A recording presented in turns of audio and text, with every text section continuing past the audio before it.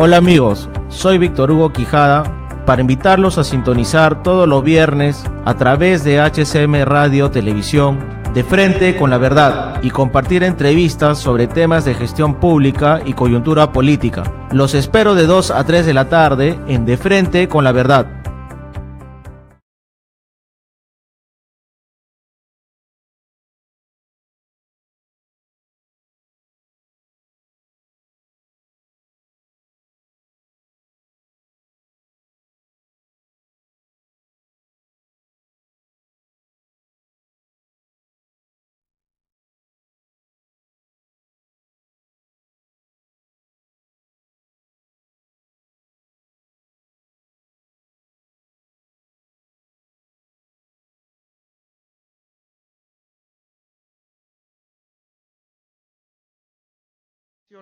Respecto a lo que es el saneamiento en general de los predios, que en verdad, ante un país que es bastante informal en general y respecto a lo que es el saneamiento, al haber crecido de manera desordenada, sobre todo en las ciudades, ¿no? A raíz de las diversas migraciones, el que menos pues ha comprado un terreno, pero nunca les ha interesado ni registrarlo, ni ver el tema de la escritura pública, menos pensar, bueno, reiterando el tema del registro público, ¿no?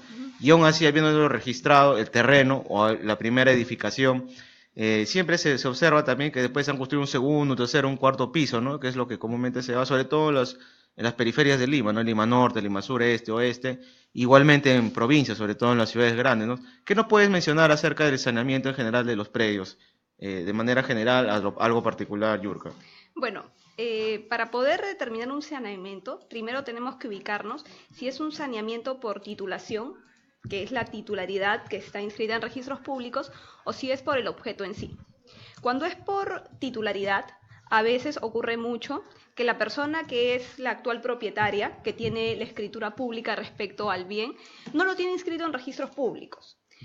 Pero cuando va a registros públicos no tiene la inscripción de su transferente. Entonces hay una cadena de transferencias que no están reflejadas en el registro y que esta persona ve impedida de inscribir su escritura si no tiene la escritura inscrita de su transferente.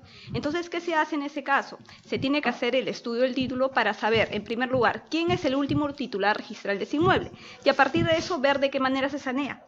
Ver si solo es una cadena de transferencias. Si no se pudiese hacer de esa manera, hay otras formas de hacerlo.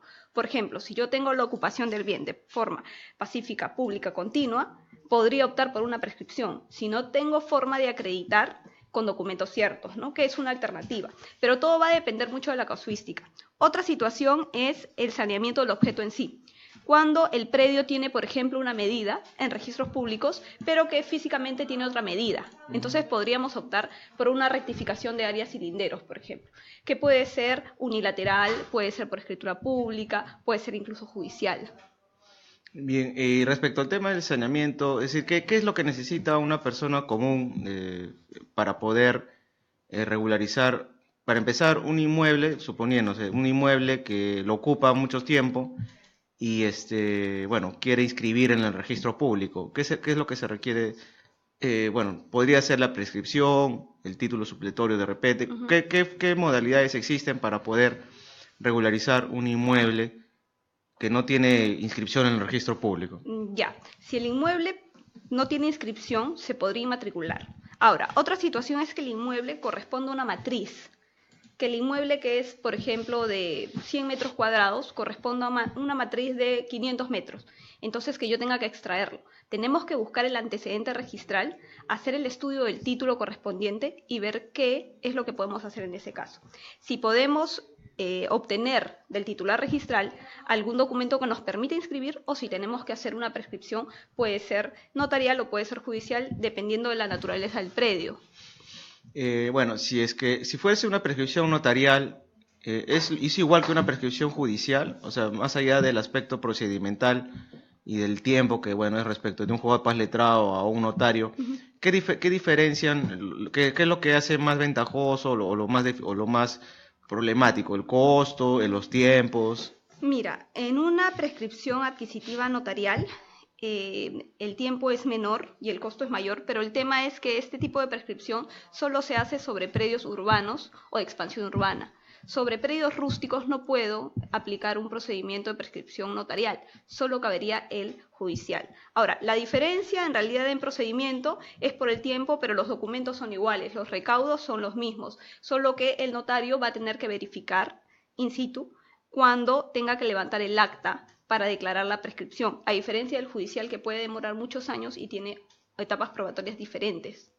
¿Y qué requisitos se necesita para presentar una prescripción, sea notarial o judicial? ¿Qué necesita el accionante, el demandante, para poder iniciar su gestión para poder prescribir ese inmueble? Bueno, para empezar, siempre lo que se recomienda o recomiendo a los clientes es identificar correctamente el predio.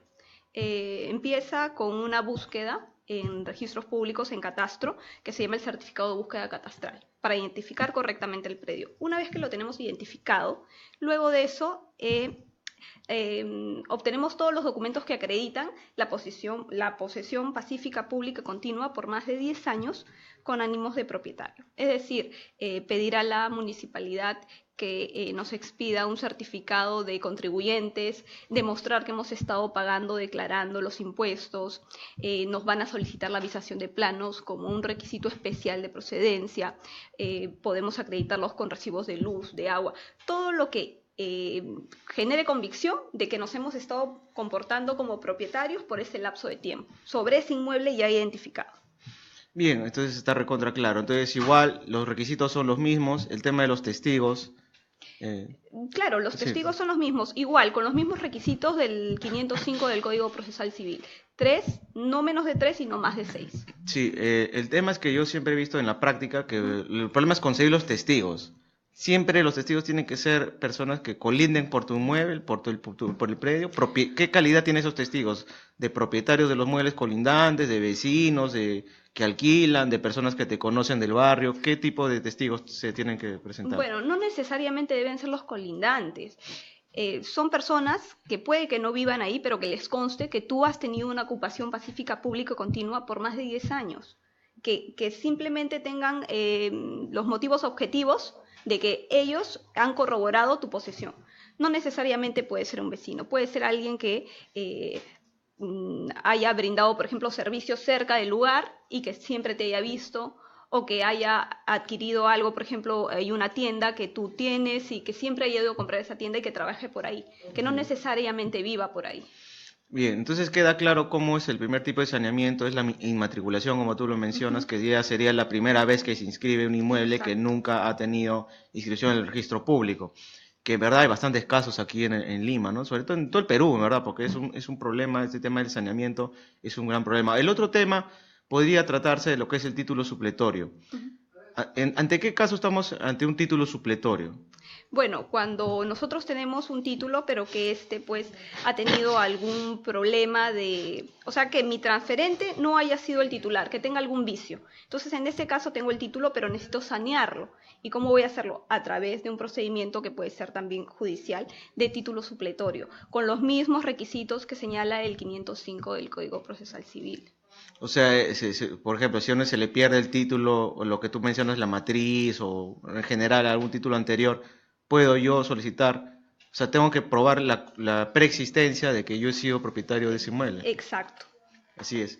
Y otra forma de regularización, ¿cuál podría ser? De repente, tanto se habla del COFOPRI. ¿Para qué sirve el COFOPRI? ¿Qué tipo de predios se pueden regularizar a través de este organismo del Estado? Claro, el COFOPRI venía de la institución que era el PET, el Programa Especial de Titulación, y era sobre periodos rurales, ¿correcto?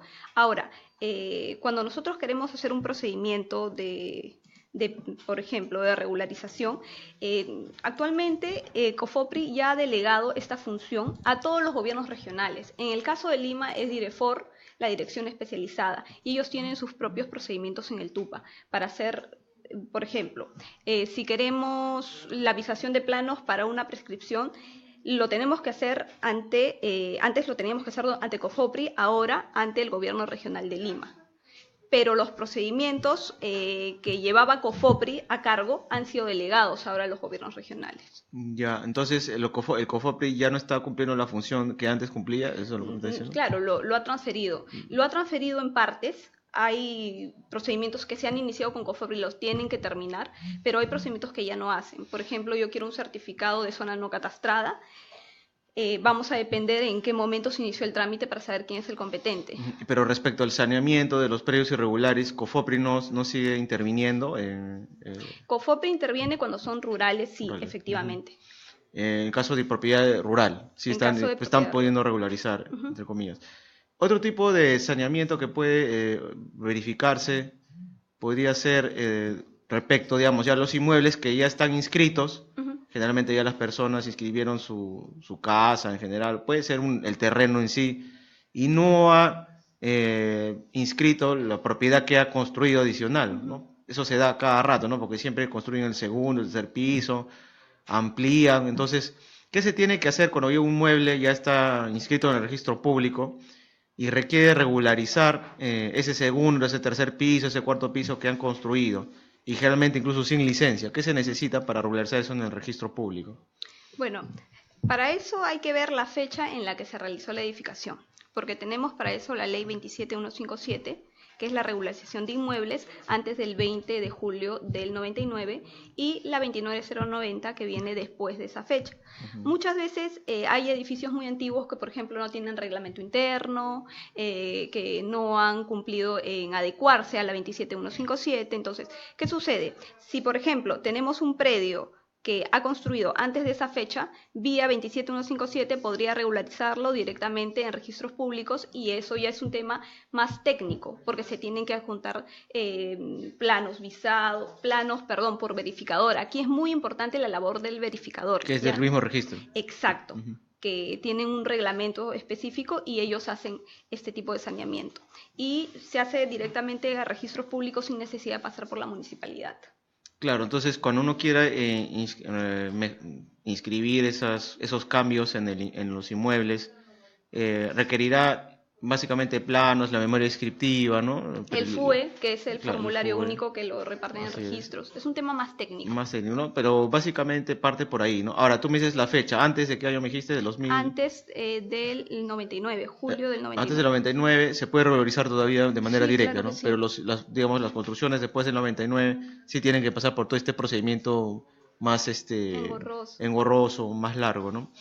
¿Qué otra forma de regularizar predios nos puedes mencionar, Yur? Bueno, en realidad lo común es aplicar la 27157, es la prescripción que se está usando mucho en la notarial, es la rectificación de áreas y linderos, es la asignación de código único catastral en registros públicos directamente, pero esos son temas ya más técnicos donde el abogado básicamente se dedica al estudio del título y ver cuáles han sido los antecedentes, porque recordemos que nosotros tenemos catastro a partir del 2003, que antes no era necesario presentar planos a los registros públicos. Y como no era necesario, cuando vamos al título archivado, a veces solo encontramos descripciones literales. Entonces, el abogado lo que hace es un informe sobre la descripción literal para poder darle al técnico todos los insumos para que ellos puedan hacer los planos y, en todo caso, independizarlo. ¿Independizar de qué manera? Por ejemplo, de una matriz donde sean, no sé, 5 hectáreas, y yo ya tengo un predio identificado pero no independizado, y en base a los archivos del título inscrito, se hace la independización directamente. Eso está en el reglamento del registro de predios. Bien, y ahora también otro de los casos que siempre se ven, como acá hace un momento lo acabas de mencionar, respecto a la propiedad de inmueble, es cuando ya tienes inscrito y bueno, fallecen, digamos, generalmente los padres, los abuelos, y son varios hermanos y respecto de una casa y se quieren repartir, digámoslo así. Y se habla de lo que es la independización, digamos, a cada quien le toca un departamento, no sé, o una casa específica. ¿Cuál es el trámite que se debe seguir para independizar los inmuebles, o sea, la propiedad inmueble? Bueno, primero, si sigue a nombre de los papás que han fallecido, deben hacer la sucesión. Una vez inscrita la sucesión, pedir el traslado de dominio a la partida del inmueble. Una vez que esté el inmueble a nombre de la sucesión, ellos deberán hacer su división y partición, ¿correcto? Y cumpliendo con, por ejemplo, si es un predio de 100 metros cuadrados y quieren hacer o habilitar una edificación, una vez que se construya ya todos con la división y partición se adjudican las porciones, pero siempre que cumplan con las áreas mínimas respectivas. Igual, cuando son predios en terrenos, a veces si no cumple con el lote normativo mínimo, alguno de ellos será el más interesado para adjudicárselo, ¿correcto? Pero lo ideal en estos casos, o lo que corresponde, es que hagan su división y partición y entre ellos se asignen las porciones. Y con eso se pide a través del FUE la independización con la adjudicación que hayan acordado en su división y partición. Bien, entonces requiere básicamente estos formatos, bueno, hacer una memoria descriptiva, los planos, estos tienen que ser visados por la municipalidad, si no me equivoco. Y bueno, el FUE, que es un formulario, ¿no? Para donde se señalan, digamos, las características, las separaciones, y se inscribe, ¿no? Y se inscribe en el registro correspondiente. Ahora, todo esto, este trámite, por ejemplo, volviendo ya al tema de la prescripción, ¿cuánto tiempo demora una prescripción notarial? Más o menos. En promedio de 4 a 6 meses, De 4 a 6 meses. dependiendo de las personas que tengan que ser emplazadas, la complejidad del emplazamiento, porque algunas están en el exterior. Y en el caso de la prescripción adquisitiva de dominio de judicial, ¿cuánto tiempo más o menos es lo que demora poder realizar ese tipo de regularización? Bueno, en realidad también ahí depende mucho de cuántos emplazados haya. Yo he tenido procesos de prescripción que solo para emplazar he demorado 2 años y que no pasaba esa etapa porque vivía en el extranjero. Pero en promedio, yo creo que para llegar a una sentencia de primera instancia, 3 años. 3 años, ¿no? Y en el caso del título supletorio, Es menor el tiempo, me imagino que debe ser unos 2 años. 2 años, ¿no? Y para el caso de bueno, las regularizaciones que está realizando el COFOPRI, Eso depende mucho de la disponibilidad que tengan, por ejemplo, los gobiernos regionales. en Argentina. Pasa mucho que dicen no tenemos personal obligada para hacer esto y tienes que esperar que se apruebe tal cosa. Entonces, eso es muy incierto, no te podría dar una fecha, pero han estado demorando como 1 año. Por lo menos 1 año. Sí. Y en el caso de las independizaciones, ¿cuánto tiempo es lo que se demora? Cuando es a través de la municipalidad, ellos tienen sus propios plazos y podría ser 6 meses a 8 meses. ¿Y qué otro tipo? Bueno, después respecto de la propiedad horizontal, se habla mucho de regularizar la propiedad, se habla de lo que es la propiedad. ¿Qué es la propiedad horizontal? Explícanos a qué se refiere la propiedad horizontal. Sí, la propiedad horizontal es cuando todas las personas comparten una misma matriz, que es el predio, el terreno, pero que cada uno tiene sus unidades inmobiliarias, de usos exclusivos, que es el departamento, y áreas comunes, que son las entradas, las salidas, los aires. Muchas veces hay problemas por los aires, porque se presume que si no se reservan, son comunes a todos. O sea, un condominio podría ser una propiedad horizontal. Un condominio no, porque cada uno, o sea, la propiedad horizontal son los edificios, porque ese es, todos comparten el mismo terreno, Así ¿correcto? Pero cuando es un condominio, cada uno tiene su parte asignada de terreno y edificación. Ya. ¿Y qué problemas se pueden suscitar en la propiedad horizontal? El tema de los aires es muy frecuente, por ejemplo.